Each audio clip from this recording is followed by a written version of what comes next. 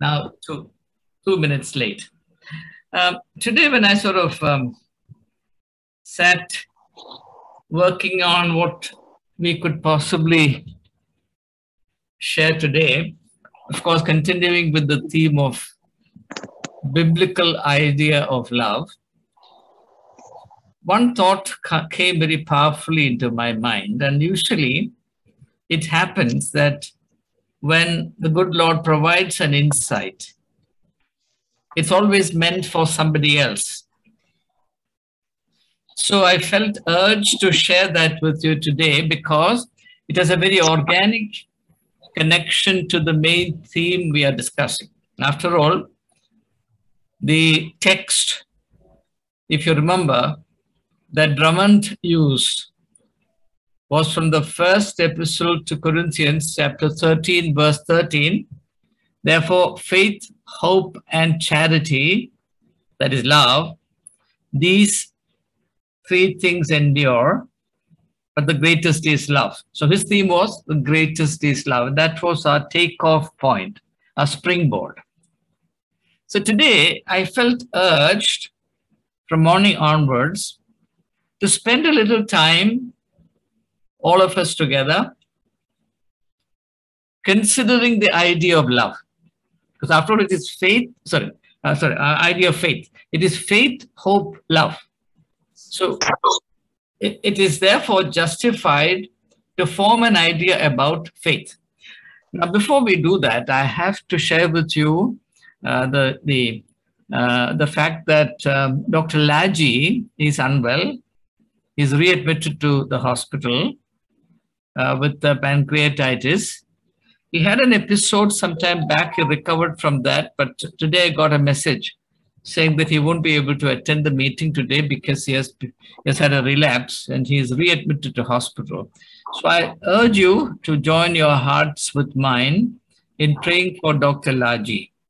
Let's pray.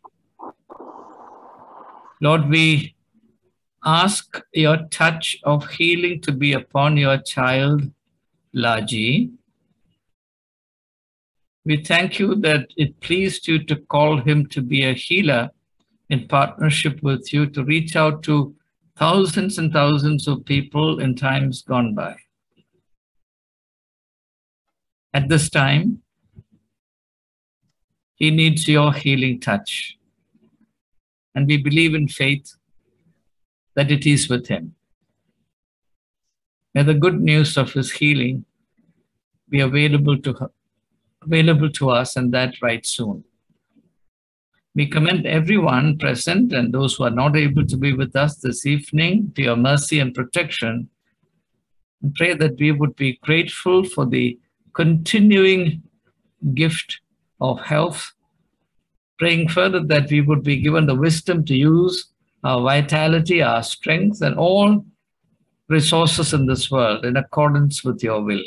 Bless our time of study together and lead us into a deeper understanding of matters concerning the meaning of our life in the present and the hope of our life in eternity. Through Jesus Christ, we ask. Amen. Amen. All right. So we start with a general thought about faith, which is the first of the three: faith, hope, love. And faith, as Dr. Zach would readily agree, and we have had discussions on this, and he has very good insights on the subject. Faith is one of the least understood and most misunderstood topics in the New Testament or among Christians, let's say. Though we pride ourselves on the thoughts that we are a people of faith, it's doubtful if we are faithful to faith.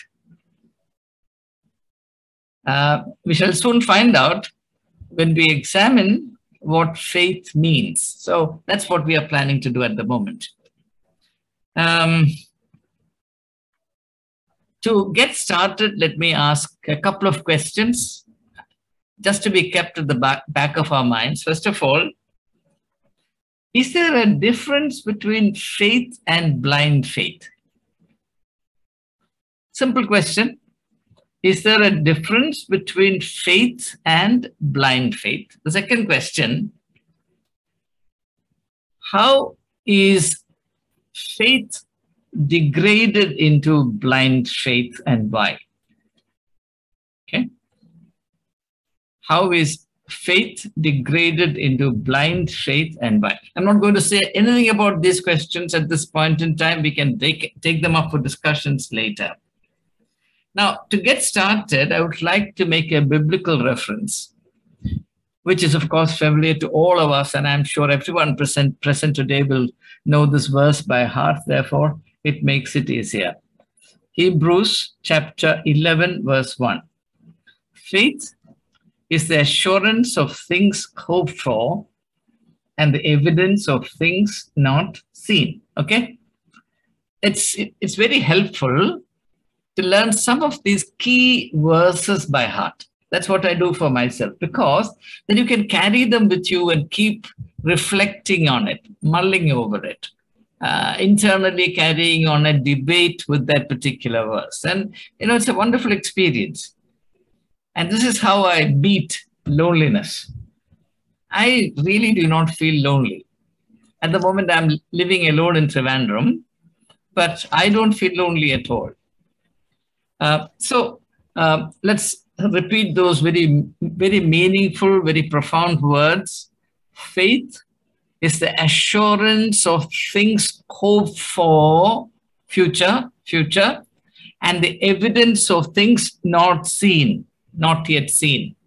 In other words, faith has a reference to the future. Faith has a forward-looking character. And right now, immediately the difference can be seen. For us, faith is always backward-looking. Okay? Faith makes us look backwards. Am I right? For example, how are you faithful to a denominational tradition? Is it by looking forwards or backwards? How does this come about? It's very interesting to understand these things. So if faith is defined in this manner, in the Bible itself, in the New Testament itself, surely you have to take it seriously. Okay? And that's what we are trying to do at the moment. Now, to understand this, let me paraphrase this particular verse in common man's language. Faith is a state of openness. Faith is a state of openness to what is not yet. And it is also the strength of trusting the unknown. Okay? I'm sure there can be no debate on that, because if you accept the definition in Hebrews that it is the assurance of things hoped for, what is hoped for is not revealed. What is already revealed does not have to be a matter of hope. It's a matter of knowledge. So it is very simple. So faith means a state of openness to the unknown and the willingness to trust what is going to emerge. Okay? Now, this is not to say that what has happened in the past is irrelevant, not fashionable, we should throw everything overboard. That's not what I'm saying. I'm only saying that if you go by the New Testament definition of faith, then surely to have faith or to be in faith is to be open to what is still coming, what is not yet realized. So it is the assurance of things hoped for and the evidence of things not seen. Why are they not seen? Because they are not yet. What is manifest can be easily seen. Is that much clear? Now, then we can go forward. Let's take an example. a context in which Jesus introduces the word faith. In the 8th chapter of Matthew's Gospel, you have the miracle of Jesus calming the stormy sea. Okay? Jesus calms the stormy sea. And you know that episode quite well. When Peter panics and he tries to wake up Jesus, as per the account in Mark, it is Mark who says that Jesus was asleep on a cushion. You know, it's a beautiful contrast between the disciples who are in the grip of panic and that Jesus, who is a picture of absolute serenity, asleep on a cushion, on a pillow. And what's happening? The sea is all enraged, and Peter thinks that they're about to perish. And then it is then that Jesus says, "O you of little faith." Okay, so Jesus sees that particular situation in terms of faith. Now, in that context, what is the faith that is required? What does faith mean in that context? Faith is the ability to see the calmed sea beyond the turbulent sea. Okay? If the sea is absolutely serene and calm, there is no margin for faith. Even as the sea is raging, even as the boat is tossed to and fro, faith enables us to see the calmed sea beyond the turbulent sea. That is faith. Okay? Faith is not recalling the times when the Sea of Galilee was calm. That's how we are told and taught. We are taught that remembering the calm Galilee is faith. Certainly not. Nowhere in the New Testament, nowhere in the teachings of Jesus Christ, nowhere in the epistles is such an idea present. Faith in every instance I can think of in the Gospels, in the epistles, in the 27 books of the New Testament is a forward-looking force. And yet, universally, without any difference in denominations, faith has been turned into a backward-looking thing. Now, this has got very serious implications, and that's the reason why we are trying to make sense of this. So, faith is the movement from the known to the unknown, the given to the not yet given or to be given. See, Jesus said, if you have faith as large as a mustard seed, you will ask this mountain to move and it will move. It is something to happen. No, it is not something that has already happened. Am I right? Am I making myself clear? Okay. Or did Jesus say, if you have faith as large as a mustard seed, the mountain will move yesterday? Is that grammatically correct? Huh? You will ask, right? Will is what? Future tense. Am I right? Is that not clear? Huh? Will, shall, these are all future tense expressions, right? Okay. So, it's extremely important for us to know that faith in the teachings of Jesus Christ, in the mighty works of Jesus Christ, in the spiritual vision of the epistles, without exception, I repeat and I insist, is a forward-looking force. That's why I said it's a state of openness to the unknown. You remember the introductory lecture I gave on the nature of religion? I said religion involves staying connected to the unknown. Okay? It's extremely important for us to realize this. Okay. Now, if you look at the conflict between Jesus and the Judaic establishment, what was the essence of that conflict? Was it not the conflict between the backward-looking and the forward-looking?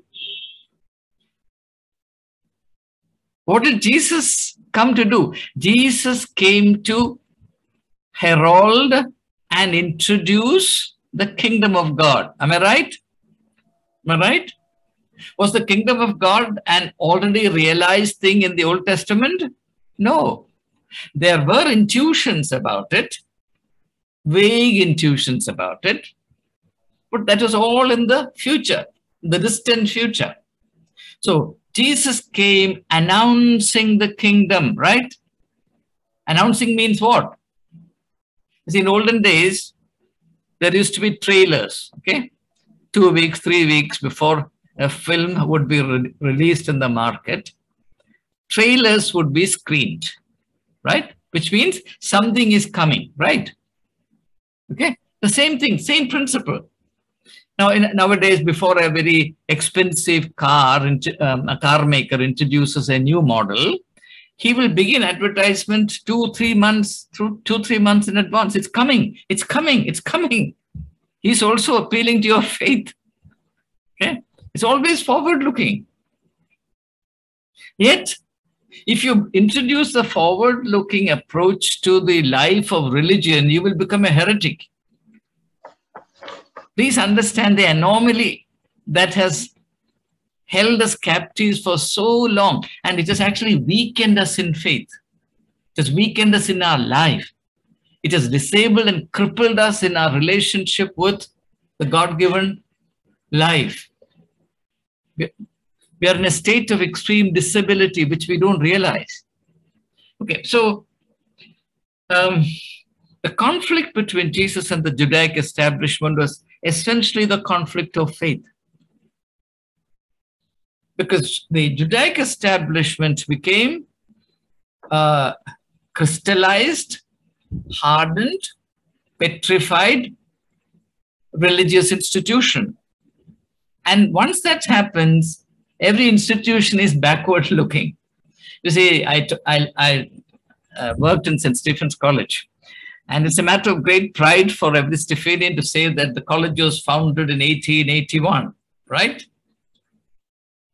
Very few people look forward. In fact, during my tenure as the principal of the college, I was trying to make people or urge people to look forward. What about the next 50 years? And many people felt it was completely unnecessary because we are not trained. We are not used to the dynamism of life.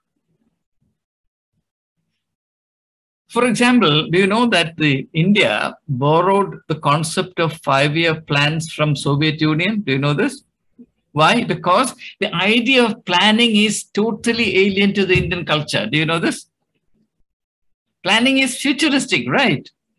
It is not in our culture. That's why in Hindi, there's only one word for yesterday and tomorrow. What is it? Kal. Kal means yesterday. Kal also means tomorrow. That's our sense of time. It's very interesting, really. Okay, so you must understand the conflict between Jesus and, see, every year we meditate the cross, we feel very bad about Jesus being crucified and all that, very sentimental, but we don't bother to understand the underlying reality. Therefore, what happens? The crucifixion of Jesus Christ continues, and I'll come to that in a short while. Now, let's take a contemporary illustration. I'm using it only for illustrative purposes. Don't misunderstand. Now, I know that interreligious marriages are happening. And in occasional instances, Muslim youth marry Christian girls. It's a fact. Now, how do you actually handle a situation like that? You can handle it in two different ways. One is in a backward-looking fashion. Okay?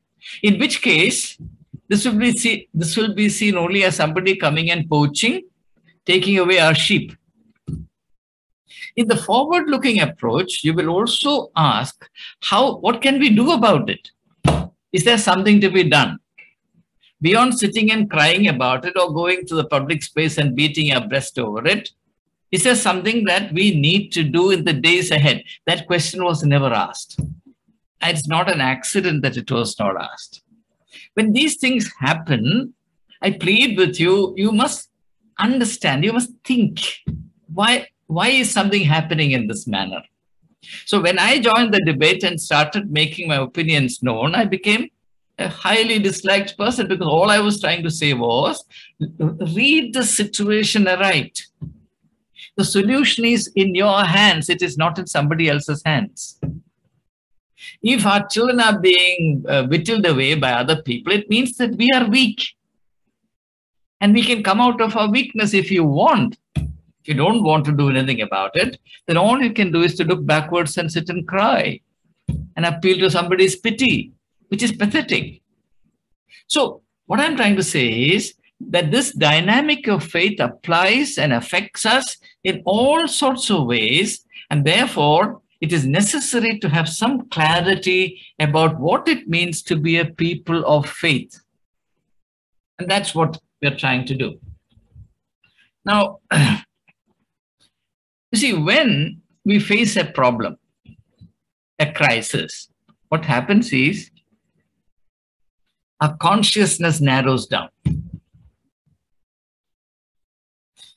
Now, let me take an illustration which is different from a crisis. If you're driving a motor car and you're driving at 40 kilometers per hour, then your angle of vision will be like this. You have a fair bit of lateral vision.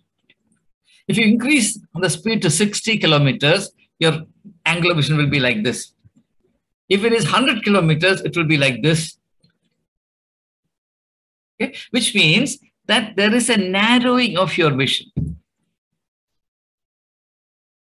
There is a narrowing of your awareness. If you're actually traveling about 120 kilometers per hour, then your vision, your awareness is nil. That's why it is dangerous. So, this loss of awareness results in accidents. There is danger in the reduction of awareness. Therefore, now faith. Therefore, there is a need to reverse that process.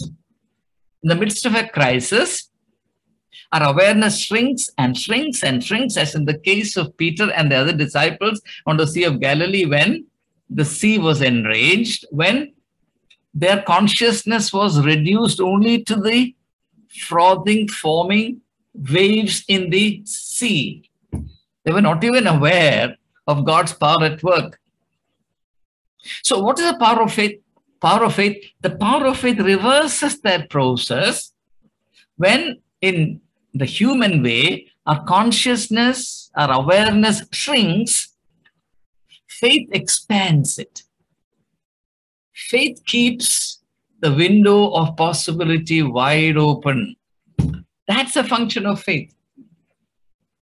So, if you don't have faith, what happens is you become paralyzed. You know that panic goes against you, isn't it? An aunt of mine, at night, thought there was a thief lurking outside the window. Obviously, she was scared. She had a torchlight with her. And she flashed the torchlight to see the thief with the what is that? The bulb side facing her face. So she flashed it on her own face. You understand? Instead of sending the beam out of the house through the window, she actually flashed the torchlight on her own face. That's what happens when you act in panic, right? It goes against you. Whenever you act in panic, you act against your own interests, and that's the universal principle. Faith actually makes a huge difference by reversing that process, by enabling you to maintain your equilibrium, and in fact, by enlarging your awareness so that you're able to bring in extraordinary resources into handling the given situation. That's the dynamic of faith.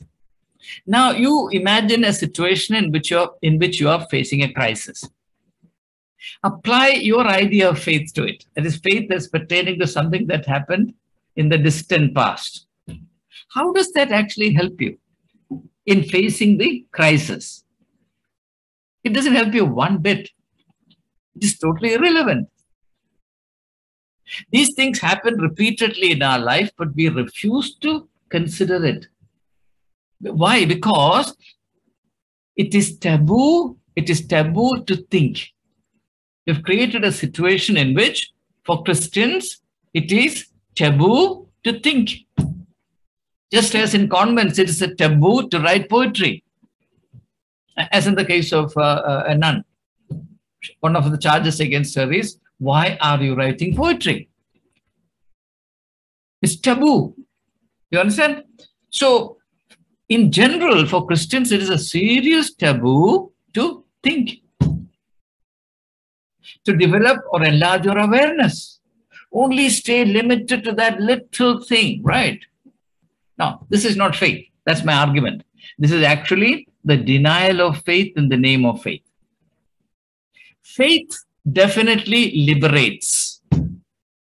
But the kind of faith that we are nurtured in enslaves, reduces us, makes us incapable of facing and managing crises. Now, God is not a magical thing. In my experience, God is a logical source of help. And the logic that is required when I face a crisis is precisely what I've explained to you or described to you just now. Now, when Jesus said, seek, Matthew chapter 7, verse 7, don't you realize that he was actually doing this as indicating the essence of faith? Will you ever seek if you don't have faith?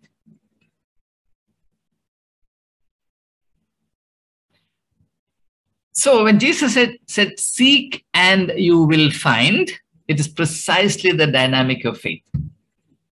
Okay? And why is it that seeking has become a crime in our midst? Because we have no faith. Now what? Just in case you seek and you come across something which is slightly different from what is prescribed, what will happen to you? You'll get into serious trouble, right? So don't seek. Forget about Jesus. Huh? We would have sought if there is a guarantee that we will not find. Then it's okay. We're willing to seek provided there's a guarantee that we will not find. Because what will happen if you find something? To find something is to find something that is not yet found, right? Simple logic. To find means what? To find means to come across something that has not been found yet. Then what will you do?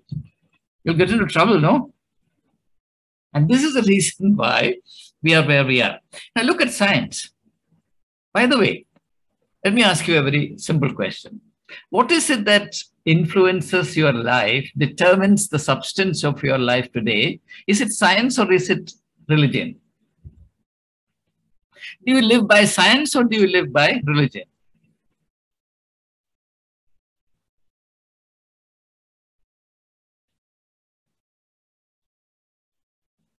It is possible to live without God, but it's not possible to live without a smartphone. Am I right? It is possible to live without the Holy Spirit, but not without your car or whatever empowers you. As Eric Fromm points out in his interesting book, The Sane Society, he says if the television channels don't work, 50% of the people, if the television channels don't work for a week, he says 50% of the people will be running amok on the streets, mad. They'll go mad. Because these are the things that really sustain us. He says, don't think that it's your religion that is sustaining you. That's a lie. We don't live by the religion at all. Religion is only for Sunday, and that too for 1.5 hours. Rest of the time we are living on the basis of culture, and the most important aspect of culture is science. We're living on the provisions of science. Okay? But it is taboo to tell the truth in our midst. You do an analysis. On what basis are you living? I ask this question myself. On what basis am I living? And I'm someone who makes a conscious effort to reduce my degree of dependence on worldly things. And I do that. In honesty before God, I can claim that. But even in my case, I know that the fruits of material development are the means by which we live. Faith plays hardly any role in our life. And unless and until we face these realities, we will not grow. There's no point in living in a fool's paradise. Unfortunately, what happens is we've reduced our faith life to a set of jargons, a set of theatrical activities like, speaking in tongues, etc., or talking in some kind of cliche, or adhering to some worn-out practices with which we are never emotionally, intellectually, spiritually involved. Conformity, though Paul says we shall not conform. We should look at the reality of our life. And I want this to be discussed. Whatever I say must be discussed, must be debated, disputed. And if I'm misrepresenting anything, it must be demolished. But what I'm saying has any element of truth, for God's sake, please consider. Let's go further. If science had been backward looking like religion, what would have happened to humanity? Ever thought of it? Or if Jesus had been as backward looking as the high priest Caiaphas, what would have happened to all of us? There would have been no Christianity. It's as simple as that. Now, my friend Banerjee gave his lifetime to Christian Medical College, Vellore. Did a tremendous amount of commendable work. What is CMC Vellore? It's a saga of a young American lady's faith. And what was that faith? Today, tens and thousands of people are living under the shadow of that faith. I was on the executive, etc., with Banerjee at that time when CMC completed 100 years, the first centenary. And at that time, I remember V.I. Mathan was the director at that time. And one of the executive committee meetings saying that an approximate analysis was done, and it was found out that from the time of its inception until 2000, something like 315 million people passed through the portals of Christian Medical College, Vellore. How did it begin? A young American lady started with a bullock cart and a hurricane lamp, a domestic, untrained domestic servant. What did she have? She had faith. The assurance of things hoped for and the evidence of things not seen. The same goes for St. Stephen's College. 1st of February 1881, 5 Cambridge missionaries assembled in a dusty room in the commercial heart of Delhi called Chandni Chowk. The college was announced. In the afternoon, when they prayed together, the leader of the group, Canon Samuel Scott Allnut, after saying the prayer, said, "This will be the best college in India." The assurance of things hoped for and the evidence of things not seen. Where is that faith? Where is that faith? What role does that faith play in our life? Shouldn't we ask this question? Shouldn't we concern ourselves with it? So, now, let's say faith in God, okay? Faith in God. Now, therefore, when we discuss faith, we have to also discuss our idea of God. What is our idea of God? Is the God that we worship an idol for us? For us. How do you know that God is an idol and not an idol? By the way you relate to God. Tell me, in what spirit and in what sense do we relate to God? Don't we relate to God as a distant reality that somehow existed in the distant past? For how many of us is God? For us, God is, as St. Paul says, quoting an author from Athens, the ground of our existence, God in whom we live and move and have our being. How many of us really experience it that way? So for all practical purposes, for us, God is an idol. An idol is always in the past. An idol has nothing to do with the present, nothing to do with the future. An idol always points to the past. And therefore, if the God we worship belongs to the past, if the faith that we practice is backward looking, and if the sum total of our religiosity is a handful of dogmas which were all created, say, 1700 years ago, are we not idol worshippers? Oh yes, we believe in Jesus Christ, right? When did Jesus live and die for us? 2000 years ago? Or as John Stott says, is Jesus your contemporary? There's a book of that title, Jesus our contemporary. So please reflect on these things. Now, consider this cliche that we often repeat. I don't know if you repeat it. I've heard this repeated by so many people so many times. We are pilgrims on this earth. Are you familiar with this cliche? We are? Who are we? Here we have no permanent home. We are but pilgrims on this earth, right? We are just passing through. There is a beautiful Jim Reeves hymn of that theme. We are just passing through. Now, let's consider that idea. If we are pilgrims on this earth, what should be our day-to-day experience? Each day must be a departing station, right? Am I right? Each day must be a departing station. You see, in olden days, when I had to go to Delhi, first I had to take a train from here to Chennai. In those days, it was Madras.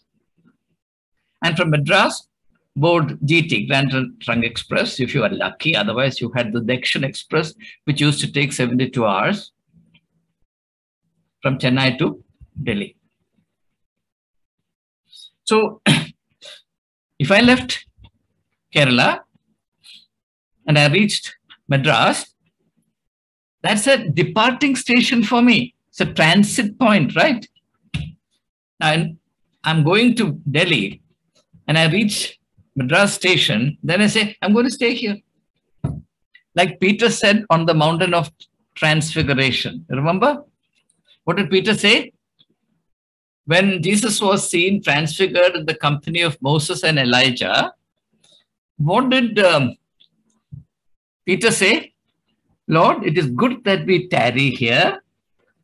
Let me make 3 tabernacles, one for you, one for Moses, one for Elijah.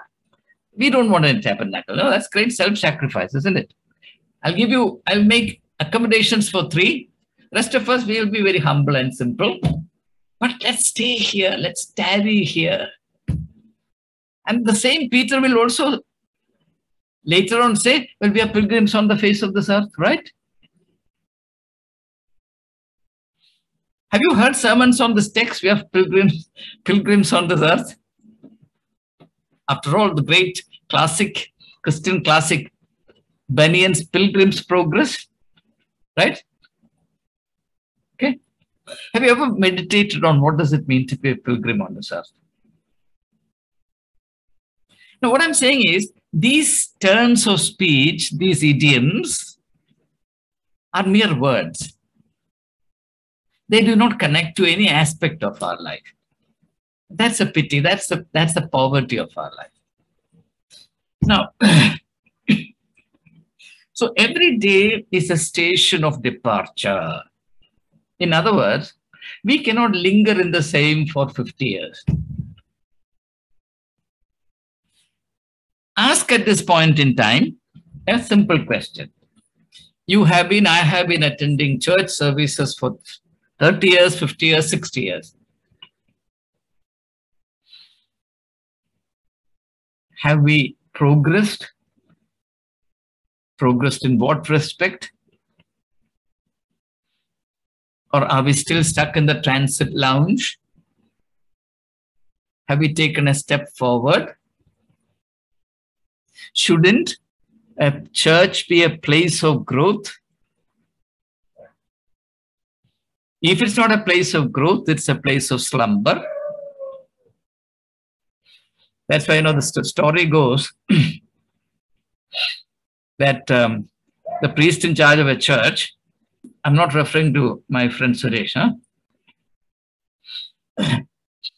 the priest of a church was giving a sermon. And he found that a member of the congregation was fast asleep. He called his assistant vicar and said, go and wake him up. He looked up to him and said, no, you wake him up. You put him to sleep. Okay? Who put him to sleep? You put him to sleep. Why should I wake him up?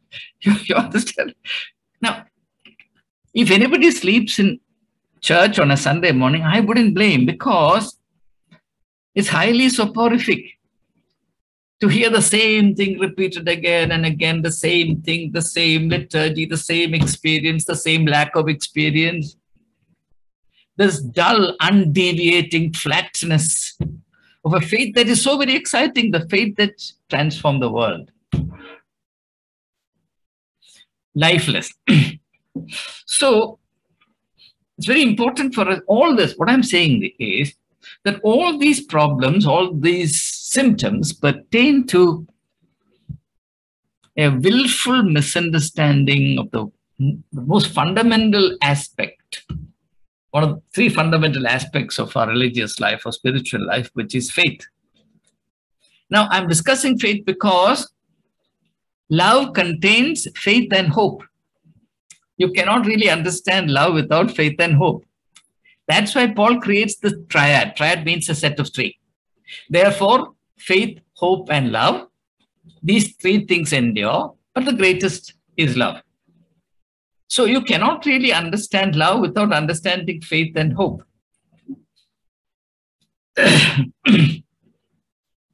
Now, Jesus was killed, as all of us know, by the custodians of religion at that time, right? So let us say that Jesus was killed in those days by the enemies of faith, because they did not understand the faith that Jesus brought into this world. Because what the Jews understood was the priestly understanding of faith, which is faith about the past.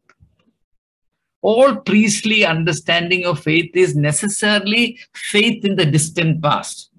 Believe you me, I've examined this thoroughly over the last 5 years. I've done enough research in this field. I can tell you without any fear of contradiction that the priestly idea of faith is faith in the distant past. So the enemies, if we can call them enemies, Jesus would say don't call them enemies, but for the sake of argument, those who killed Jesus 2000 years ago were the enemies of faith. The irony today is that Jesus is being crucified by those who have faith. That is the reality. And between the two, I think the first is much better. Those who have no faith killed him. Today we crucify Jesus in the name of faith, because it is anything but the faith that Jesus came to announce and introduce into the world. So, And one aspect of this, as I said at the beginning, is the taboo that we have collectively imposed on us, on ourselves, against knowing. So let's therefore ask, is it an advantage, is it a gain, or is it a loss to be ignorant about what faith means and how faith should operate in our life and how faith should impact? You see, we say that our faith has power. See, the power of our faith, right? The power of our faith. Now tell me, when is the power of faith felt? In the past? Can we really reach out to the world with the power of the faith and ask them to go and find out 2000 years ago what happened 2000 years ago? Is not the power of faith something that the world must experience through us, our faith, today, tomorrow, and the days to come? And is that happening? If that is happening, in which way is it happening? And therefore, insofar as we have abused and misused the idea of faith to cut ourselves and our fellow Christians off from lived realities today, the biblical faith has stopped to inspire people. And I say this with particular sensitivity to the youth among whom I lived and worked all my lifetime. The one complaint I have heard from young people all through my life in St. Stephen's College, and I was a chaplain from 1982. I lived with them. I was part of their life struggle. I participated in their formation, far beyond any faculty member would. The problem that the young people face is the problem of irrelevance, the crisis of irrelevance. They long to experience the power of the faith, but they have no opportunity, they have no experience ever of encountering it. We as a church have failed in giving to the young people in our community an inspiring experience of the power of faith. And we are trying to substitute it with the vehemence of proclamation. What is the power of faith? Make a mighty speech, right? Detonate the words in the ears of your hearers, or overpower people with the scale of your operation. Therefore, we assume that a convention which is attended by 10,000 people is somehow spiritually far superior to a convention which is attended only by 100 people.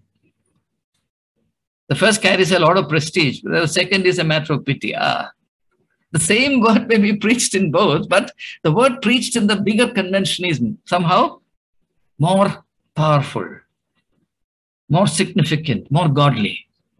That's a worldly idea. All these pertain one way or another to the poverty of faith and the distorted sense in which you have understood it. So what has happened? Because of this wrong idea of faith, we have consigned ourselves to a state of intellectual slavery. We have actually stopped seeking the further and further reaches of our faith, because Jesus said you must seek. He said don't seek. Look backwards and as distant in the past as possible. What has happened? We have become intellectual nitwits. We have become vegetables. We have nothing to contribute. When I review the theological fashions in the last 100 years, very interesting. What do I find? I find theologians keeping their ears open to the secular world, say field of sociology, anthropology, psychology, Marxian thought, existential philosophy, etc. They pick up some idea from these secular branches of knowledge and then give it a theological cover and come up with their new theology. Have you noticed that in the last, say, 50, 60 years, so many theological fashions have come and gone? Not one has proved permanent. Why? Because not one of them was actually founded on actual spiritual experience. They were all intellectual fashions based on what the secular people were saying, secular scholars were saying, because they are continuously seeking. They are coming across newer ideas, newer insights. We are doing nothing. Therefore, what do? We just wait for the secular world to come up with an insight and suddenly get onto the bandwagon and give it some kind of biblical coating and say, new theology, even liberation theology. Liberation theology is nothing but the outworking of Marxian ideology and existential philosophy. Nothing, and materialistic culture. You put three things together, you get liberation theology. Marxian ideology, materialistic culture, existential philosophy. Nothing more. Absolutely nothing more. In the 70s, World Council of Churches put out a very exciting new theology. What is it? Holistic mission, holistic mission. I wrote an entire book on it. And Church of North India threatened to defrock me because I published that book. Holistic mission. People did not understand that the concept of holism was actually introduced by Hegel 200 years ago. And it was actually presented to the whole world as a breathtaking new theology manufactured in Geneva. Utter nonsense. Total dishonesty. What happened to the holistic theology, holistic missiology? Disappeared in less than 10 years. All kinds of fads and fashions come and go. Why? Because we are not encountering anything new. How can you encounter a new insight, a new experience, a new idea if you criminalize seeking? The kind of faith that is promoted and nurtured in our church life is such that staying mentally vacant and intellectually stupid is a great virtue in itself. Now, I'm extremely sad about it. That's the reason why I'm sharing some of these things with you. And I believe that my community is being destroyed in this process. We have nothing to contribute to the world. Nothing. Absolutely nothing. They'll say, are we not doing some social work? Others are also doing social work. As of today, Mata Amritanandamai is doing more social work than all the churches put together. I'm not saying that therefore what she's doing is right. I have serious problems with that also, but that's not my subject today. Sri Sri Ravi Shankar is doing it. All God-men do it because it's part of the God-men syndrome. That's not the issue today. What people need in every age is light. That's what Jesus said, you are the light of the world. Jesus didn't say that you are the social service of the world. Jesus didn't say that you are the food distribution center of the world. I'm not saying that you should not distribute food and clothes and relief, etc. No, don't get me wrong. What I'm saying is there is no substitute for light. Jesus came to be the light of the world. And that's our model. He's the author and finisher of our faith. So therefore, now I'll conclude for the time being. Let's have a quick review of the Old Testament. You think of a book like Exodus, one of the most challenging books for me. I can never stop being excited about the book of Exodus. What is the book of Exodus about? The book of Exodus is about the duty to go beyond the given. What is the given? The given is Egypt. Egypt is a symbol. By nature, by birth and by nature, we are all in Egypt. Slavery inheres in human fallenness. And even if there is nobody to enslave you, you will go out and find out people who can enslave you. Our children, for example, go and fall into peer pressure and get into all kinds of nonsense, addiction, etc. And people in their interpersonal relationships will always look for people who can boss over them. They may harbor secret resentment that they're being right roughshod, but they will only relate to people who treat them like slaves. I have endeavored to relate to people on the level of equality. You know what happens? People are not able to relate to each other on the basis of equality. Either they want to boss or they want to be bossed over. Equality is not acceptable to anyone. That is because we are not capable of loving. We have misunderstood love for something else, but that is something that we are going to explore. So the book of Exodus, significance of the book of Exodus is that it is a stirring exhortation to go beyond the given. All right? The Jews could have stayed on in Egypt, saying that my faith prevents me from moving an inch forward. After all, if I cross the boundary of Egypt, I'll land into where? Wilderness. And what a foolish thing to do. Notice that between the land of slavery and the land of promise, there is a pilgrimage of 40 long years in the wilderness. That's the pilgrimage of faith, right? Each day is a new station. Am I right, Suresh? Each day is a new faith. And it's in that pilgrimage of faith that various experiences happen. That's why I'm saying that our faith life, our religious life is totally sterile. There's no experience of any kind. What experience is there in your church life? I'm not saying you should not go to church. Please don't misunderstand. You must go to church every day, not just Sunday. Go every day. But please ask, what is the substance of this life? Read the book of Exodus. How did the Jews encounter all these wonderful, unforgettable, memorable experiences, which at the climax of which is the revelation of the 10 Commandments? Would they have received the 10 Commandments had they stayed back in Egypt? Do you think so? Certainly not. Think of Abraham, the father of faith. He's asked to go to a land he had never seen before. Why is he called the father of faith? Because he's backward looking? Because he clung to his homeland and his people, the familiar? Or because he threw everything and he moved on? Can you point out a single instance from the Bible which is contrary to what I'm saying? And yet, isn't it surprising that this is completely left out of our life or understanding of faith? There's no life of faith. At least let there be some understanding. So,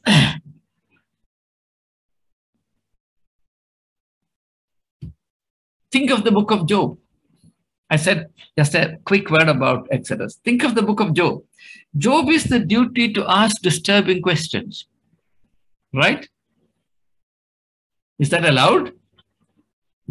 Is that a Christian thing to do? Isn't that a rebellious thing to do? Because when I raise questions, I'm told that you're a rebel. That's why I'm asking you. I raise questions. I said, it's my duty to raise questions. Anybody can ask me questions. I have no problem. I'm bound to give you an answer. If you think that I'm a hypocrite, you're bound to ask that question. And I have to give you an answer.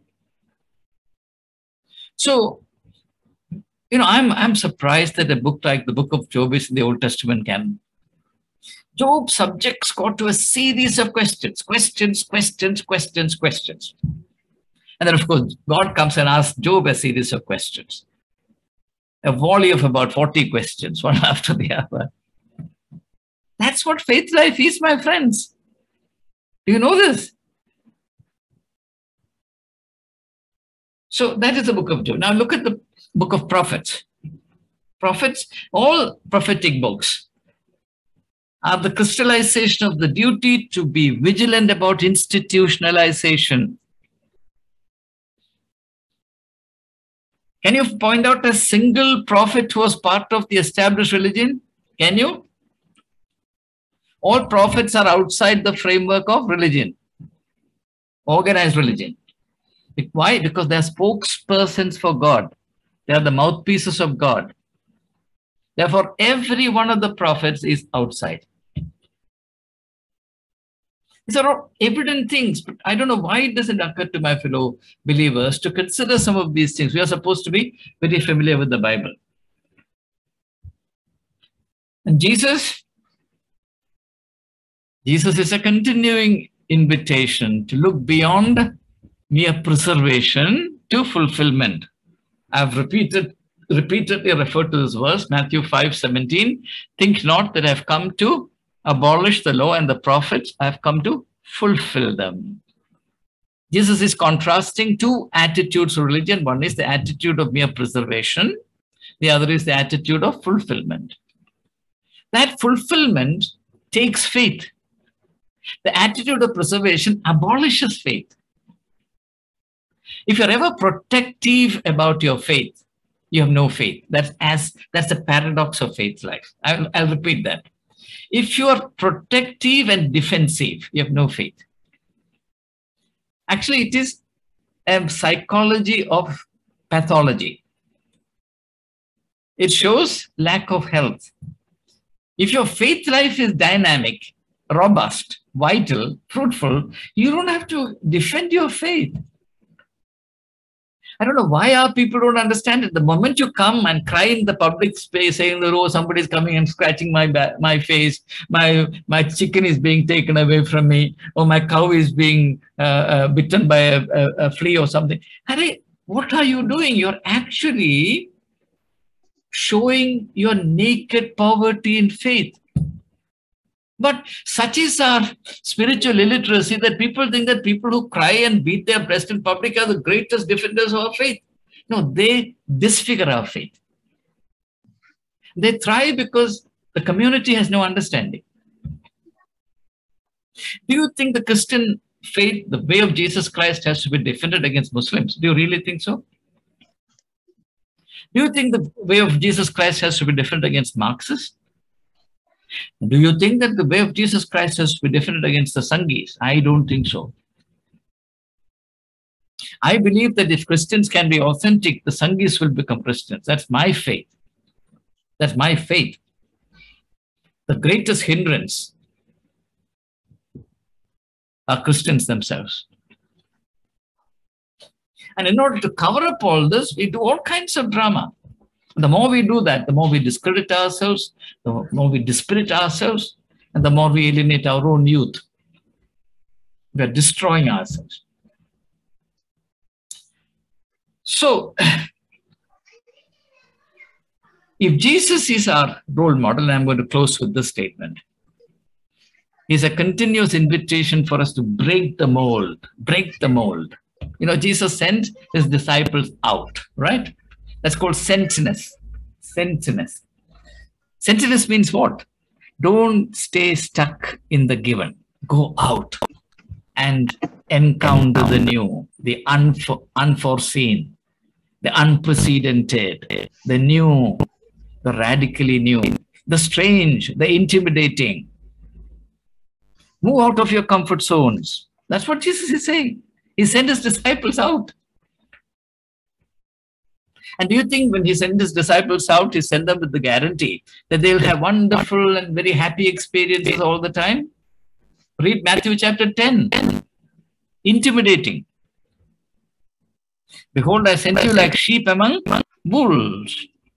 Therefore, be as innocent as the dove and as subtle as the serpent. But you need to go.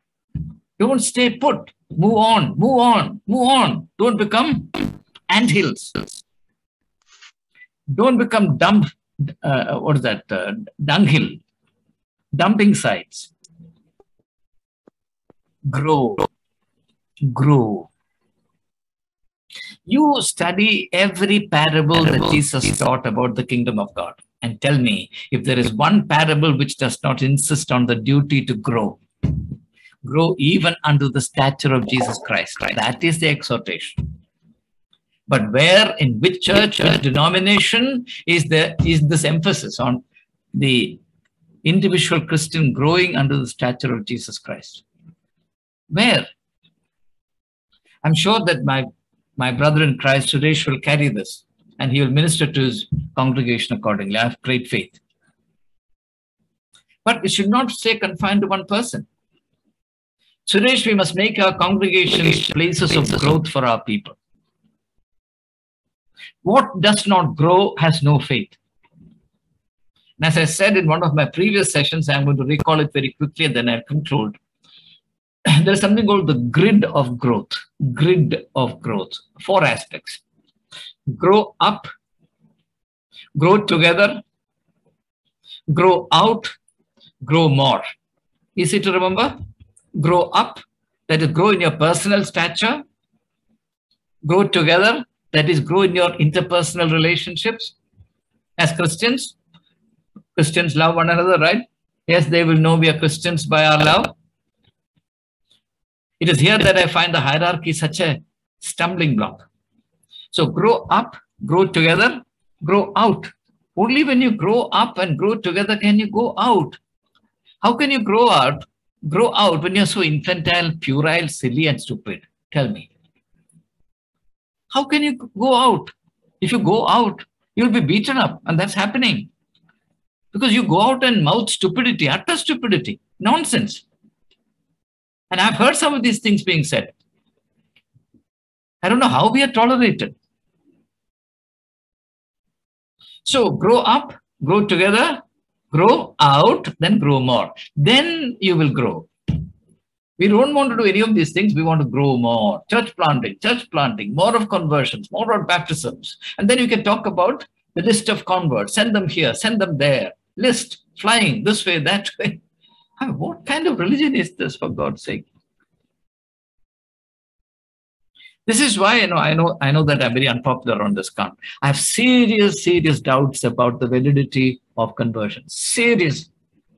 I wrote a piece, a very long piece, and I sent it to my friend Zach, asking if I should circulate it among you. He said, no, don't do it because people might be upset. What I've written in that piece is something that I passionately believe in, passionately, my absolute conviction. So, my dear friends, today, instead of speaking on love, I got urged, actually, inwardly, and I couldn't resist it. Spend some time on faith. If I have overstated the case, if I have deviated from biblical texts or teachings, if I have brought something from my pocket, this is the time for you to challenge, to cleanse, to reject, and to protest.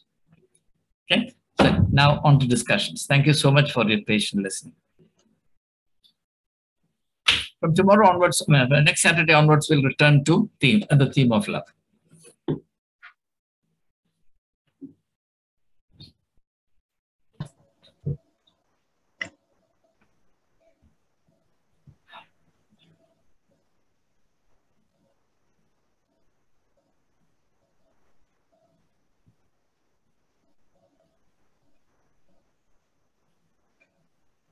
Yeah, so can I come? Yes. Yeah, Thank you, Joanne. Well, it's a bit of a criticism, and most welcome. Yeah, I think we did deviate, and we are often deviating during our sessions to, things that sometimes are beyond change. Why? Because I say so. Is the institutions that exist and those who are running those institutions. Yes. I'm talking of religious institutions. Yeah, absolutely. Want them to stay as it is, because otherwise they will not have the power over people.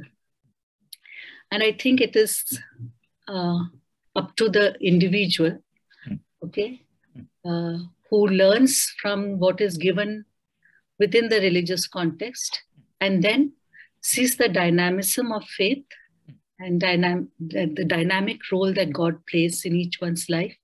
Each of us has to, see that and grow. Yes. The institution as a whole, we have seen, will not let you, deviate, will want you to, as you said, hold on to the backward. And always by, saying that these rituals have been practiced for so many years, so they have a content and they have significance. So not to let go of it. I think it is for each one of us to see what meaning the ritual has and go ahead, in life. Then the thing is that we have a whole lot of questions. We do have questions, but you don't find people who can answer. Yes. So it is for us to, search for the question and the meaning in our own context and our own lives. No? And as you mentioned, if you're protective of faith, then there is no faith. You see, you have to grow. That growth has to happen from within ourselves. So I feel that a group like this of us is sustained because we are searching. Yes. Yes. Yeah, and we are ready to actually think beyond what was given to us. Otherwise, we wouldn't be coming here, Yes. To see a different perspective and look ahead. And as you said, that faith is something that you look beyond what you know. And that I think an institution is not going to give to us. So it is for us individuals to, move ahead. And coming to the point which you mentioned about the youth, I feel because of my also being with the youth and constantly in classrooms and so on, irrespective of the religion that they belong to, I find that they are also in search. Yes. Yes. Yeah, it is. Yeah, it is for, and if you let them search and you walk with them through their search, you can see the dynamism in their, consciousness. Absolutely. And moving ahead, whether it's in search of God or search of, different aspects of life, it is there. Well, I would just stop with that. Sure. Yes. I mean, you haven't raised a specific question. No, I haven't. Yeah, that's right. So maybe we'll keep that, whatever you have said, in our minds, and then we'll carry on.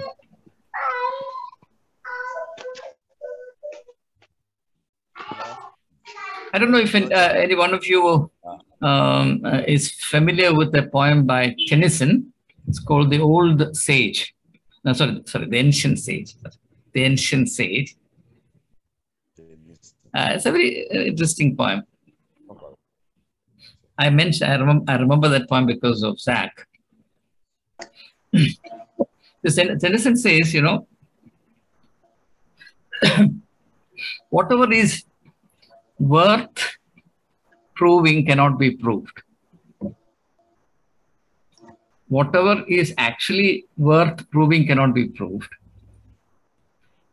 Therefore, he says, hold on to the sunnier side of doubt. Okay, very interesting expression. Therefore, hold on to the sunnier side of doubt and cling to faith above all forms of faith. You understand? Cling to faith in capital F. Faith above all forms of faith. So even a poet like Tennyson is aware of the conflict between the various forms of faith that people create as an alternative to the faith. I mean, the faith in the sense alternative to faith with a capital F. It may be a good thing to look up that poem, The Ancient Sage by Lord Alfred Lord Tennyson. The Ancient Sage. Therefore, hold on to the sunnier side of doubt and cling to faith above all forms of faith.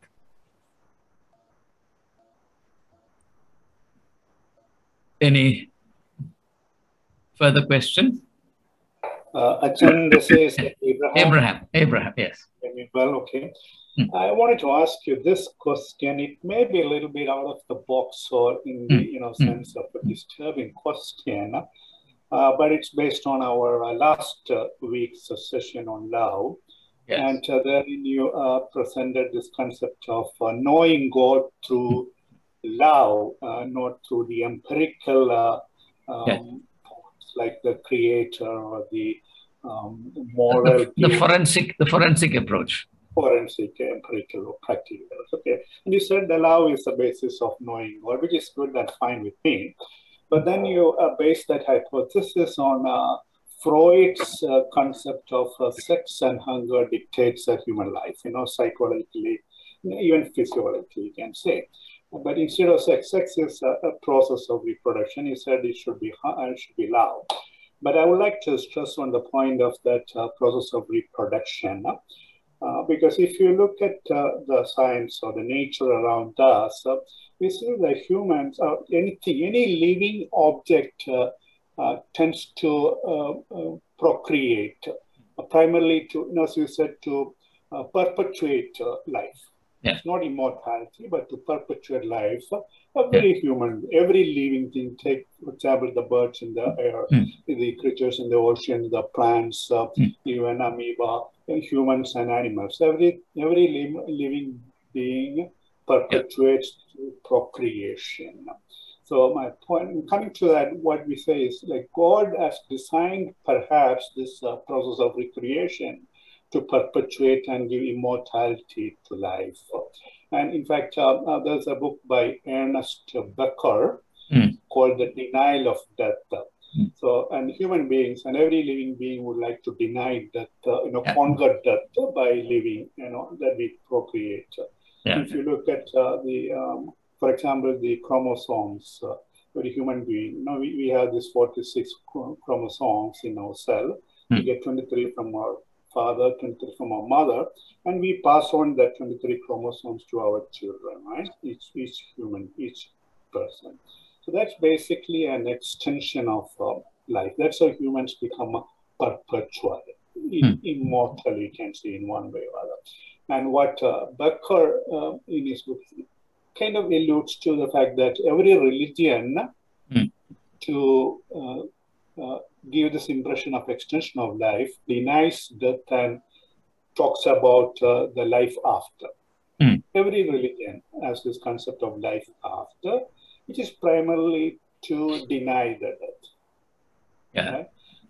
That is my thought. I've been thinking of this and how do we address that in the context of faith? Can we really accept that death is it and God has a design to extend life to perpetuation? Yes. Now, as you know, different religions have addressed this question and evolved different understandings and different thought patterns about it. If we confine ourselves to the biblical idea, the Old Testament awareness of life after death is somewhat vague. Though in the book of Job says that even if I die, even if he kills me, I'll still hold on to him. Even after my mortal flesh rots away, I'll still see his face, etc. So such rare instances of the affirmation of life beyond the present can be found in the Old Testament. But by and large, belief in life after death is not the, hallmark of the Old Testament spiritual worldview. Now, when you come to the Judaic religion itself, there is a huge distinction between the Sadhuses and the Pharisees. The Sadhuses did not believe in life after death, the Pharisees did. And the main reason for this is sociological. The Sadhuses belong to the more aristocratic section of the society, and therefore they rather would believe in the reality of the present rather than the reality of what is to come. The Pharisees hailed from more or less ordinary and poor, say lower middle class background. For them, nothing much to boast of in the present, therefore they projected all their hope in the world to come, etc. This pattern, of course, is quite universal. Now, if you look at ethics itself, for example, the ethics that the affluent section of a society practices is very different from the ethics practiced by the poor people. Faith in the life to come is genuine among poor people for this very reason, because they have nothing to look around to feel happy or comfortable about. They have no hope of changing or ameliorating their condition. Therefore, the only thing they can do in order to sustain themselves is to believe that their present privations will be compensated by felicity in afterlife. All right. Now, it is when we come to the life and teachings of Jesus Christ that life as something that continues beyond the pale of death becomes far more clear. For example, Jesus said that there are some standing here in your midst already who I say will not see death. Or in the conversation with Mary and Martha in the 11th chapter of John's Gospel, Jesus says, he who believes in me, even if he dies, will still live. So the idea of life after death becomes more of a reality only through Jesus Christ. And particularly when we come to the epistles of Paul, Corinthians being foremost among them, Paul builds his entire faith in the afterlife of believers on the pattern of Jesus' own life when Jesus died and rose from the dead. So the idea of resurrection becomes the foundation on which life after death is established. That is why we say that Christianity is, or Christians are a people of resurrection. So we believe in an eternal destiny. Now, I'm not an expert on Hinduism or any other religion, but let me introduce an idea from Hinduism. Because an idea is understood better in terms of contrast. The Hindu idea is slightly different. For example, the Hindus believe, the Upanishadic view is that the world is God's Leela, God's play. The whole of creation is God's Leela. Well, let's take one particular Leela, hide and seek. Okay? God is invisible, unmanifest, formless. That's the technical word that Hindu philosophy uses. Nirguna Brahma, formless God. So the formless will hide himself in that which has form. To understand this, let's begin the other way around. We have all played hide and seek when we were young, when we were children, right? So in order to play the game, someone has to go and hide. So the exciting thing about this game is that a person who is otherwise visible becomes invisible. Without the visible becoming invisible, there is no game. But for God, God is already invisible. The invisible cannot hide himself in the invisible. The invisible has to hide himself in the visible. You should actually use the mirror image. You understand? So, in the Upanishadic view, the whole of creation is God's Leela, which actually means every manifestation of life is an aspect of God. It is from this that this great insight comes, Tattvamasi, that thou art. Aham Brahmasmi, I am God, you are God. Which of course in Western theological terminology is classified as pantheism. The idea that God is in everything and everything is in God. There is a Malayalam film song, Toonilum Thurumbilum Devam Irikkunnu. God is everywhere. Karalilum, God is everywhere. That's the idea. Now, Christianity would abhor this idea that God is everywhere because pantheism is considered to be heresy. Now, the Hindu worldview is Advaitic, that is non-dualistic. We make a clear distinction, which is problematic. We make a clear distinction between God and the world. Okay? But the problem arises when we try to understand the human in relation to God, because the Old Testament begins with the insight that we are created in the image and likeness of God. And therefore, God, the human cannot be in contradistinction to God.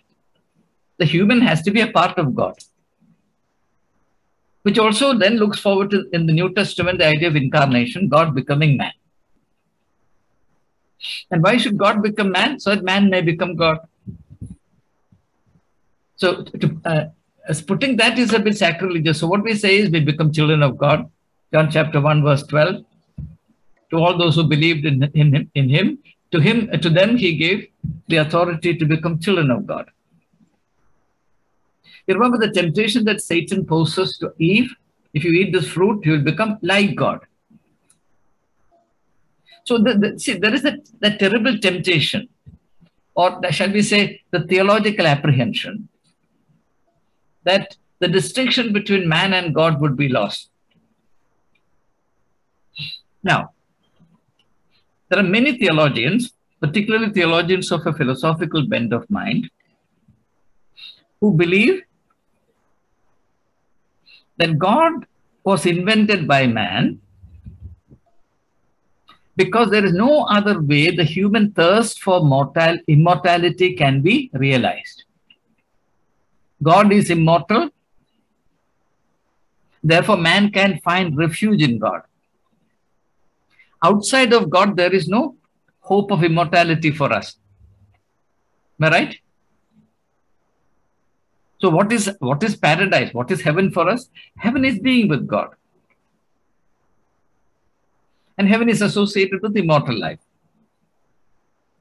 So the Christian religion, the Judeo-Christian religion, resolved this problem, the problem of duality, with which it starts. It resolves that problem of duality by saying that by abiding in Jesus and by experiencing this transformation, that is, as Paul writes to 2 Corinthians, he who is in Christ Jesus is a new creation. By abiding in Jesus, this dualism is transcended, and then we become incorporated into the body of Jesus Christ. And that's the idea of church. Church is a mystical concept. It was never envisaged as an administrative concept. So that's the only sense in which it exists today. The biblical idea of church doesn't exist at all. It is the Roman administrative idea of the church that exists. Church as the mystical body of Jesus Christ, sacramentally incorporated into the personality of Jesus, and therefore becoming the local manifestation of the kingdom of God, is a totally different idea. And I've dealt with this in my book titled Thoughts for Trying Times. Please look that book up. Particularly read the chapter on the sacrament, and also the chapter on 2 chapters, Church as the body of Jesus Christ. So, even in the New Testament, I have to say, the teachings about eternal life or life beyond death form only a very small part of Jesus' teaching. I would say about 95% of Jesus' teaching concerns our life in the world. The greatest emphasis in the teachings of Jesus Christ, unlike in the pietistic obsession, is with how we live the life given to us in the present in this world. Even the model prayer is about the kingdom of God coming into the world. Thy kingdom come, thy will be done on earth as it is in heaven. Okay? But unfortunately, for whatever reasons, and the reasons are not far to seek, this emphasis has been reversed. And in all pietistic preaching, the obsession is only with the world to come. It doesn't matter how you live in the present. Even if you are living in utter emptiness, it doesn't matter. You don't have to improve yourself. You don't have to ameliorate your condition. You don't have to struggle. You don't have to improve. Well, look forward to some recompense in the world to come, life after death. I think it's a complete distortion of Jesus's worldview. Of this, I don't have the slightest doubt. In the teachings of Jesus Christ, it is very clear. The pattern is to the contrary. Jesus says, I've come that you may have life in all its fullness. Where? Here upon this earth, right? So in the teachings of Jesus Christ, the only assurance that you are entitled or eligible for life immortal, well, not immortal, life eternal, is that you have abundance of life or fullness of life in the present.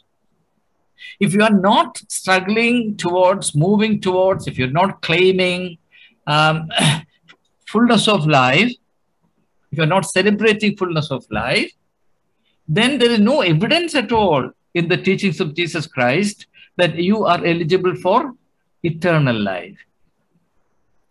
And it is when this connection is severed, as it has been severed, for obvious reasons, that the whole of it goes completely irrelevant. The Christian faith as proclaimed by Jesus Christ, not Christian faith, the biblical faith as proclaimed by Jesus Christ has been disfigured, rendered of no consequence because of this severance, this disconnection between fullness of life in the present upon this earth as the eligibility condition for eternal life in the world to come. Okay, then I have to also reiterate what I said in one of the previous sessions, that we should not confuse eternity with immortality. We have to be immortal in the present and eternal in the world to come. Okay, that immortality pertains to life in all its fullness. You cannot be eternal in the present, can you? You will die. Every saint has died. Even Lazarus, whom Jesus raised from the dead, is not with us, or is he? He who is born will die. Okay? So immortality is possible, but not eternity, while we are in time. What is immortality? Immortality, I think the best way to define immortality in the spiritual context is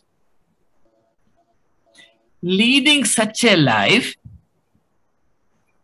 that others wish hadn't perished. Is that clear? Leading such a life that others wish, oh, he should not have died. You understand? On the contrary, if somebody dies, good riddance of bad rubbish. That also is there, no? Am I right? Now, if there is one person in the world who would say about you or about me, what a pity he is no more with us. How sad he is no more with us. There really is a vacuum.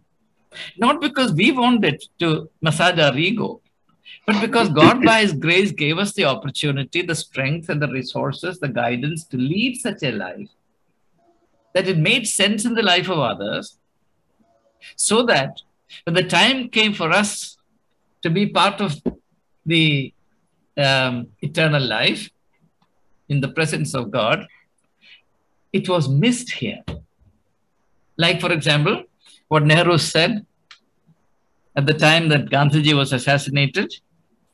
He said, the life has gone out of our lives and there is darkness everywhere. The life has gone out of our lives, I said, and yet I was wrong. For the life that illumined our life was no ordinary light, and that light will continue to illumine us for the centuries to come. These are the exact words that Nehru said on the occasion of the assassination of Mahatma Gandhi. And that's what I mean by immortal life. Okay? Of course, when I say this, the pietistic Christians will, gnash their teeth. Do I believe that Gandhi is immortal? Is it possible? How can you praise a non-Christian? That kind of thing. Well, I wish we could be 1% of a Gandhi, 1%. 1%. Okay? That's my idea of immortality in time. Again, I say living in such a way that somebody would feel, oh, what a pity that she is not with us anymore. Okay? Isn't that a beautiful thing? Mm-hmm. It's not a matter of egoism. No. Don't become too humble. Because the life God has given to us is so profound, so great. And if we are not missed because of after our death, it means that we did not use our life properly. That's what it means. And don't try to justify that by invoking this stupid idea of humility. Oh, no, I'm good for nothing. Oh, I'm a donkey. That's not humility. Life is great. You are created as an incomparable thing, created in the image and likeness of God, imbued with tremendous possibilities. Why would your going away not be missed? Why wouldn't it be missed by people? You tell me. Or if on the other hand, when you go, people say, oh, thank God it's over. Huh? Is that what we want? No. You know, the interesting thing is this. Everybody wants good things to be said about oneself at the funeral speech, right? Okay? Okay? But nobody lives accordingly. Okay? Or to put it in the context of institutions, you know, there's something called retirement and farewell and all that. Huh? Joe and Anthony? And the retirement comes, you know, there's a staff meeting, a farewell is organized, and farewell speeches are made, and people, you know, look desperately hard to find something good to be said about this person for the first time, right? There's another possibility. And a teacher, a sensible teacher, a good teacher, will work from day number 1 till the last day accordingly. Okay? All right. I'm sorry, I sort of went here and there a bit, but I hope it helps a little bit. You know, I Yes, Suresh. wanted one area like when you say faith and blind faith. Oh, yes, that's right. I was remembering, like nowadays, faith comes by hearing the word of God. Yes. Nowadays, it is faith comes by seeing the miracle. That's it. Most of the people who have been converted, Yes. of course, they are the good witnesses, but then I think that stops there because they don't hear the word of God. How to counter it? Now, most of the denominationals are really fighting to get some miraculous healing or something like that. We should send a petition to heaven saying that it should be rationed off, no? Each denomination should be given, say, 4 or 5 miracles per week.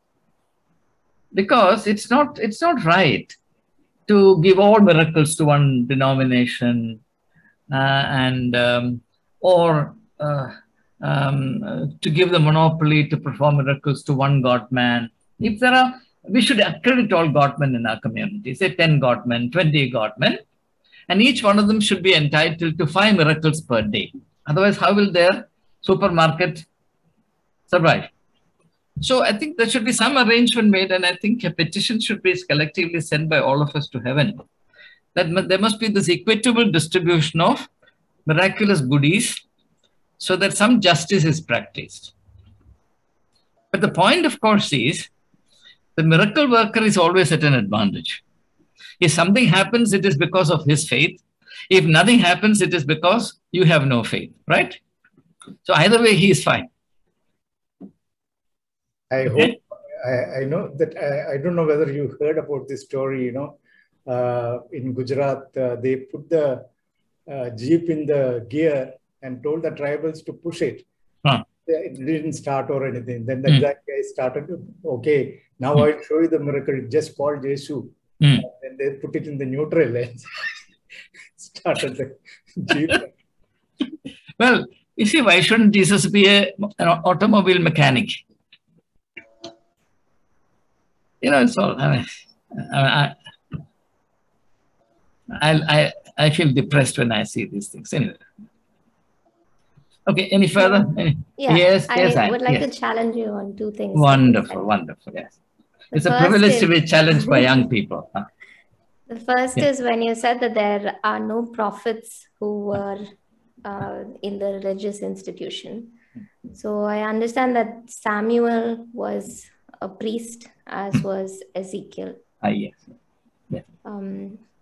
The second that's thing, right. Yes, you're right. No, I was thinking about the Old Testament prophets. I mean, the prophetic books. People like Isaiah, Jeremiah, Hosea, that kind of thing. You see, those who actually exercise the prophetic ministry as a ministry in itself. Samuel Samuel is a very, very unique figure. He's not merely a prophet, he's also a king. Or as we say today, he's a kingmaker who anoints Saul. Yes. You understand? So he's not the prophet as we understand a prophet today. You see, in olden days, what happened was many roles were rolled into one. For example, the king and the high priest were one and the same.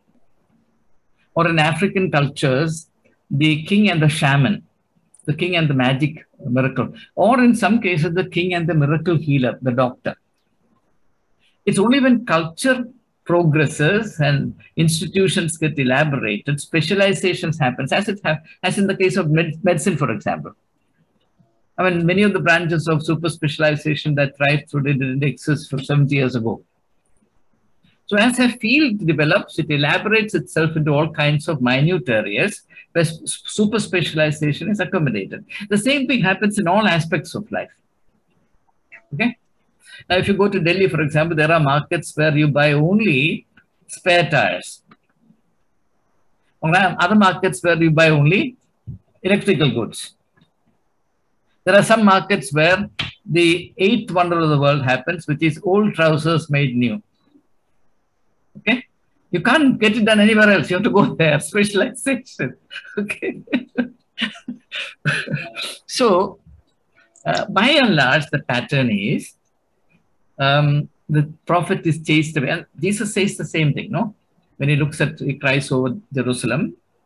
I take your point, you're absolutely correct that there are exceptions to it, but I simplified it, therefore I stand corrected, or I sit corrected. But the fact, the overall pattern remains that no system, once the system develops, can accommodate the prophet. That's precisely what I meant. Okay? Actually, Jesus was crucified as a prophet. Jesus combined in himself three functions, no? Priest, prophet, king. Priest, prophet, king. He was high priest, as the epistle to Hebrews elaborately explains, of the order of Melchizedek. He is a king who makes ordinary people kings. And then he is, of course, a prophet, as the woman of Samaria discovers. Now I know that you are the prophet, etc. So it is that prophetic element that actually created the collision course with the religious establishment. Okay, anything else? Yes, there was one more thing I wanted to challenge you about. Sure. So you said that faith, you paraphrased what is written in Hebrews, and you said that faith is trusting in what is unknown, and you emphasized that it's something that is not known. But isn't our faith based on what we know of God from the Bible? Yes. For example, we don't, even though we don't know even a part of him, yes. If we don't understand that he loves us or keeps his promises or that he speaks I'm to very us, grateful to you. Very grateful to you for raising, because this is something I wanted to say at that time. I forgot. Now, you remember I said that when I say that faith means being open to new possibilities and the freedom to welcome the not yet. Okay? I said that it doesn't mean that what happened in the past is irrelevant. I said that very clearly. You remember? I said that. Now the point is, God's self-revelation or God's revelation of his plan for a people, and in fact for the whole of humanity, cannot stop at a particular point in time. If God is a living God, God is in continuous engagement with the human condition. Otherwise, you have to agree that God is an idol who sort of belongs to the distant past, and all we can do is to install that idol in a shrine and go on performing some puja for it. If God walks with us and God expects us to work with him, co-workers with God, then surely we will be led day by day into newer experiences. That's number one. Point number two, even with reference to what was revealed in the past, there are unlimited horizons of possibilities of understanding it anew. How a particular doctrinal belief was understood, say, 500 years ago, need not be exactly the same as how we need to understand it today. A living faith or a faith becomes alive only when it's reappropriated by a people who live in a different context of time and space and make it relevant to their own living conditions.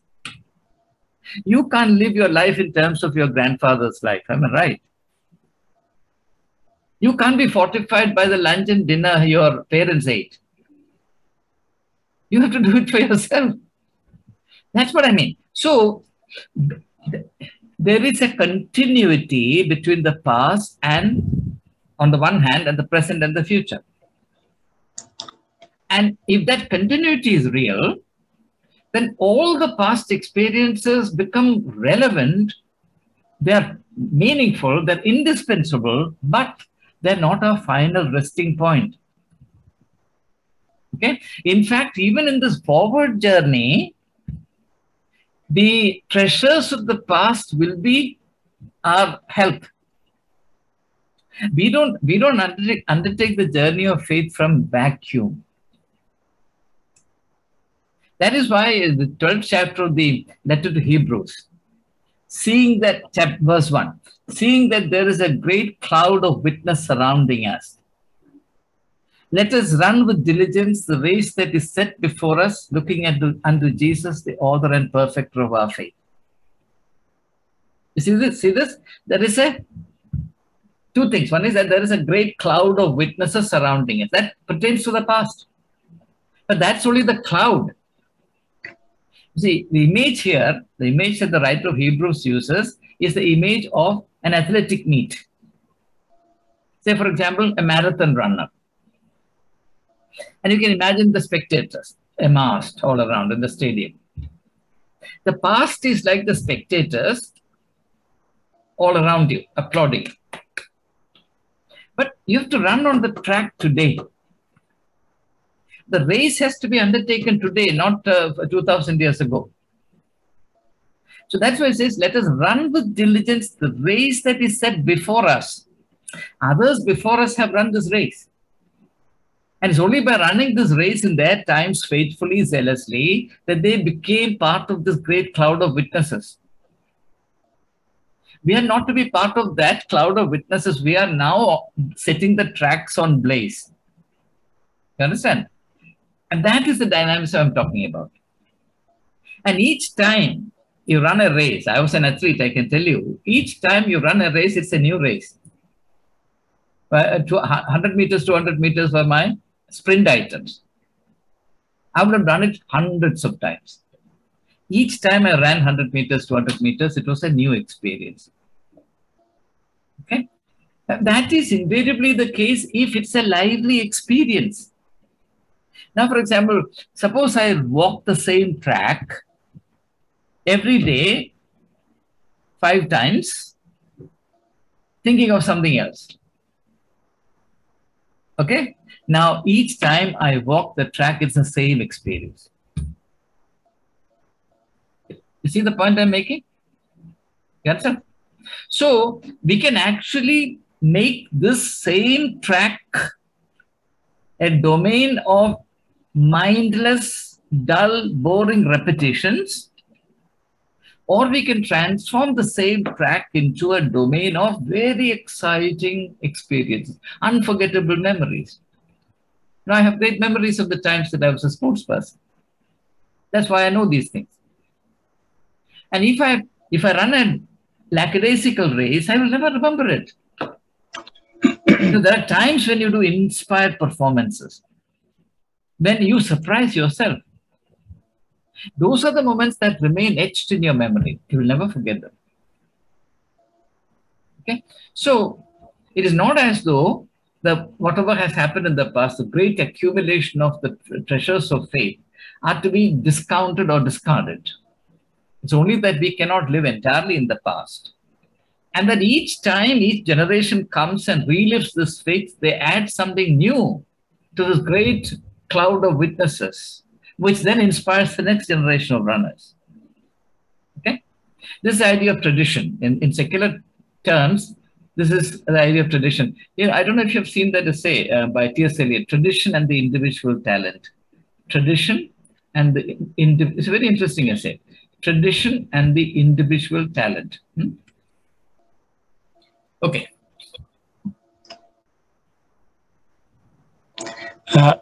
Wilson, Yes, your favorite philosopher once said, he wrote an essay called Repetition. And he said, yes. repetition and recollection is the same movement in opposite direction. Yes, yes. So recollection is very important for our faith journey. Yes, yes. Yes, Zach, recollection, that's called memory, remembrance. Now, for example, Jesus instituted the sacrament as a sacrament of remembrance. You remember? And I wrote a detailed article on this, and my meditations on this, and I sent all of you. Remember? What did I say?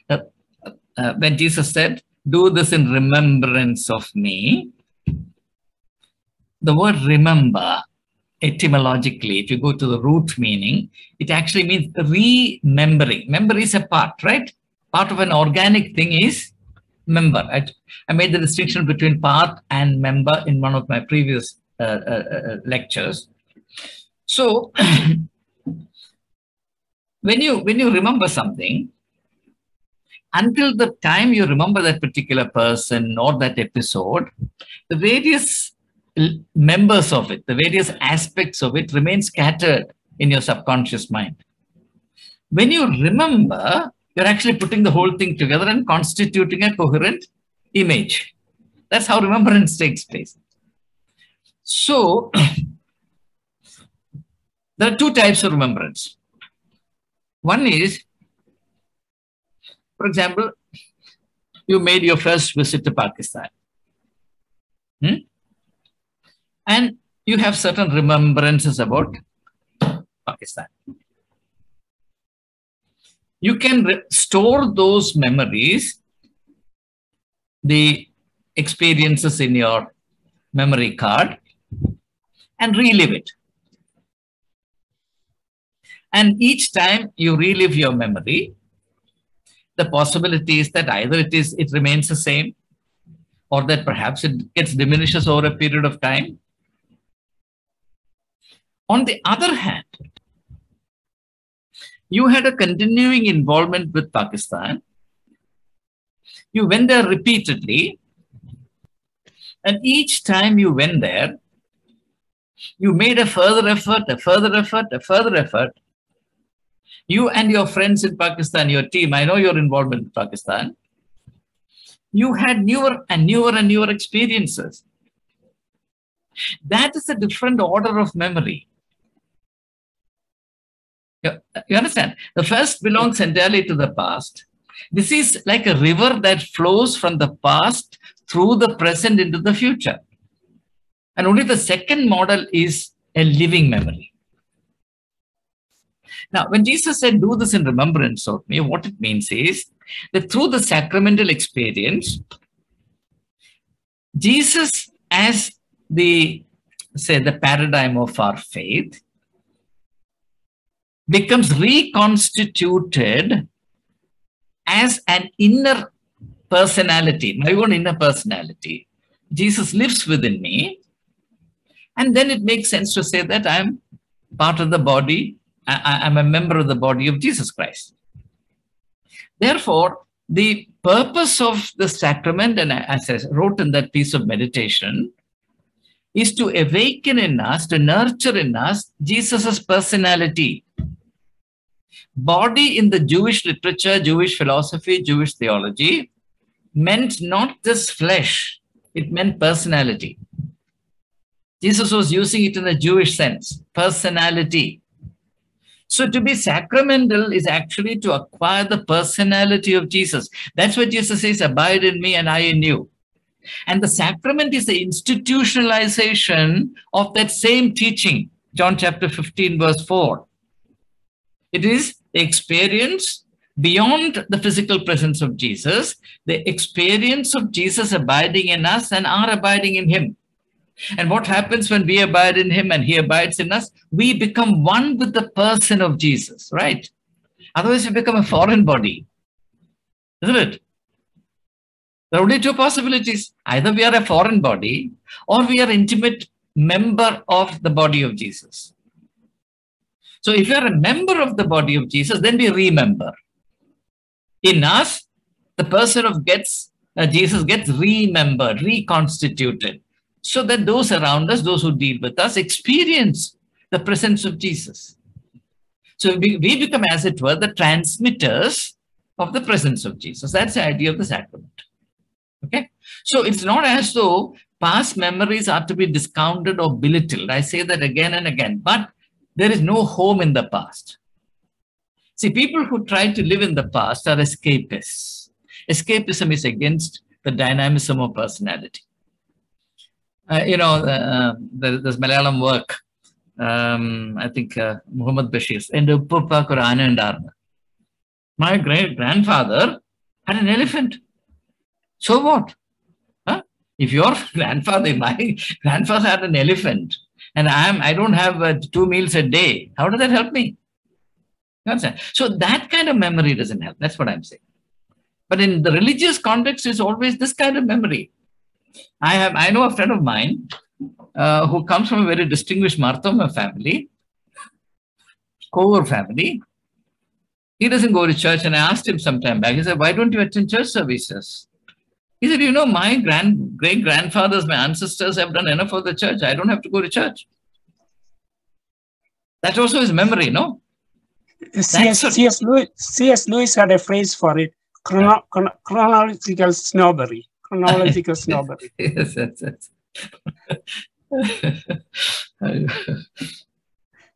Okay, good. Anything else? You've got a couple of minutes more, if you have the patience. Yeah. Yes, Francis, I'm waiting to hear your voice. I'm not well, Father. So I'm so audible. I'm so sorry. Yes, you don't look well. Yes. Yeah. Anyway, Acha, what you said is right. That we are not faithful to the faith. Yes. Our faith and our religious practices are all sort of routine kind of thing. Yes. So how to get out of this? That is the main issue, no? Yes. And like you said, it's our duty to go beyond the given. Yes. That's what we have to look for. Yes. And unfortunately, I mean, one thing is, are we to blame the church and the hierarchy alone for this? No. Thank you for asking this question. No. I blame myself for it.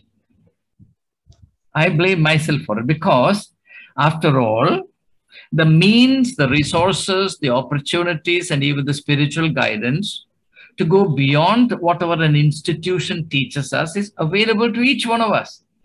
It's our duty, and it's a matter of our own faithfulness to make use of it. If I don't do that, then I have no right to pass on the blame entirely to the church. At the same time, the church should not use this as an argument to justify itself. That's right.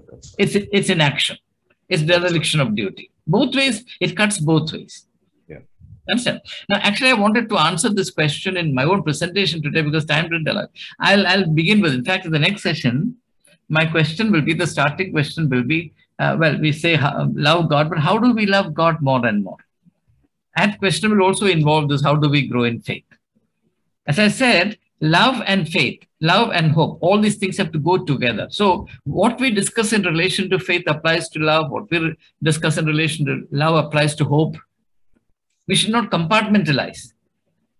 This is like a triangle. All the 3 corners together constitute the triangle. So I notice that you're not well at all, Francis. It moves me, touches my heart that in spite of it, you have stayed on so far. I mean, I can't believe this. It's okay, Please relax, please.